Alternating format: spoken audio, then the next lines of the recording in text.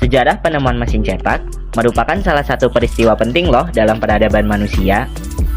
Mesin cetak sendiri adalah alat yang dapat memproduksi massal barang-barang seperti teks berbentuk buku, pamflet, dan surat kabar. Ditemukannya mesin cetak juga membantu penyebarluasan informasi di era sekarang menjadi lebih mudah. Sehingga, mesin cetak sendiri bisa disebut sebagai penemuan yang dapat mengubah dunia. Lantas, bagaimana sejarah penemuan mesin cetak? Nah, melansir histori mesin cetak, awalnya digunakan oleh penduduk di Cina sebelum dikembangkan lebih lanjut di Eropa pada abad ke-15 oleh Johannes Gutenberg. Sebuah buku Buddhis dari Dunhuang Cina yang berjudul The Diamond Sutra yang diperkirakan sudah ada sekitar tahun 868 Masehi selama dinasti Tang disebut sebagai buku cetak tertua di dunia. Buku tersebut dibuat dengan metode pencetakan balok menggunakan panel balok kayu yang diukir dengan tangan secara terbalik. Beberapa teks lainnya juga diklaim berasal dari Dunhuang Cina, termasuk kalender cetak dari tahun 877 Masehi, bagan matematika, panduan kosakata, instruksi etiket, panduan pemakaman dan pernikahan, materi pendidikan anak, kamus hingga almanak. Namun teknik percetakan ini tidak terlalu berkembang karena masih menggunakan ribuan ideogram. Kemudian, mesin cetak pertama kali ditemukan oleh Johannes Gutenberg pada tahun 1450. Johannes Gutenberg sendiri adalah seorang pandai logam berkebangsaan Jerman dan memperoleh ketenaran berkat sumbangsihnya dalam teknologi percetakan pada tahun 1450-an. Karyanya tersebut adalah aloi logam berbentuk huruf, bertipe metal, dan tinta berbasis minyak. Cetakan untuk mencetak huruf secara tepat, dan sejenis mesin cetak baru yang berdasarkan pencetakannya digunakan dalam membuat anggur. Apakah kalian tahu, ternyata industri percetakan telah datang jauh sejak Johannes Gutenberg menemukannya. Pers pertama dimulai pada tahun 1439. Mesin cetak juga mengalami banyak perubahan sampai sekarang. Yang pertama, mesin cetak Gutenberg.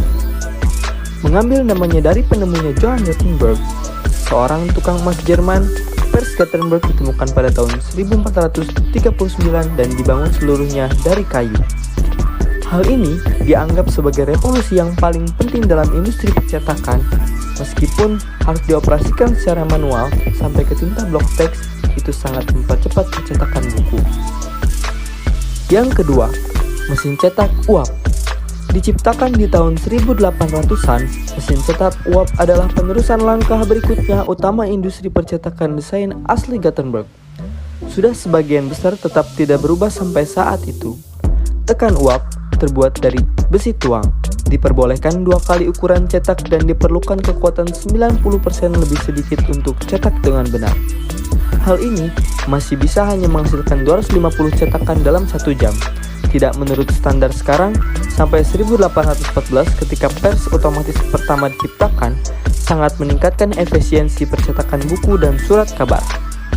Bandingkan bahwa untuk menekan sepenuhnya otomatis hari ini, cetak digital yang mampu menangani semua warna, font, dan ukuran cetak dapat menghasilkan sebuah surat kabar seluruh dan lipat dan dapat mencetak pada 230 halaman A4 per menit pada 1200 titik per inci.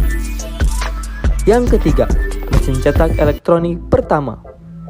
Kemampuan membuat mesin cetak sederhana yang bersanding dengan jam tadi membuat Seiko sadar bahwa dengan segenap kemampuan yang ada, mereka bisa membuat mesin cetak. Pada 1968, dibuatlah mesin cetak elektronik generasi pertama dengan seri EP-101. Cara kerjanya sederhana, yaitu dengan memutar sabuk karet berisi deretan angka 0-9 dan A-Z sesuai informasi yang diterima. Mesin cetak elektronik pertama di dunia itu mendapat sambutan yang baik.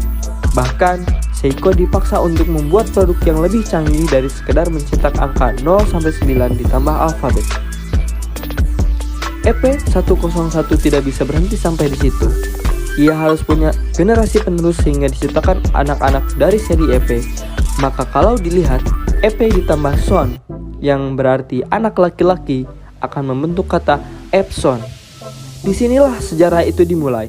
Papar Minoru Usui, seorang presiden Seiko Epson Corporation, saat menceritakan sejarah perusahaannya di sela-sela acara Epson Micro Piezo Press Tour 2010. Dan yang terakhir, mesin cetak sekarang.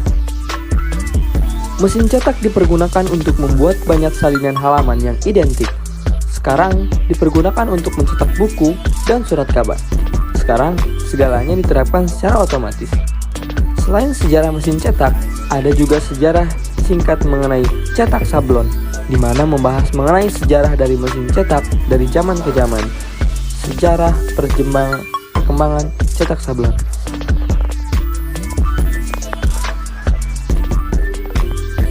Nah, bagaimana kawan-kawan, pembahasan kali ini cukup seru kan? Jadi kita lebih mengetahui tentang sejarah perkembangan mesin cetak dari abad ke abad yang sampai sekarang masih tetap bertahan. Menurut kalian, apakah beberapa tahun ke depan nanti mesin cetak masih tetap dipergunakan? Atau apakah sudah diganti oleh mesin-mesin lain?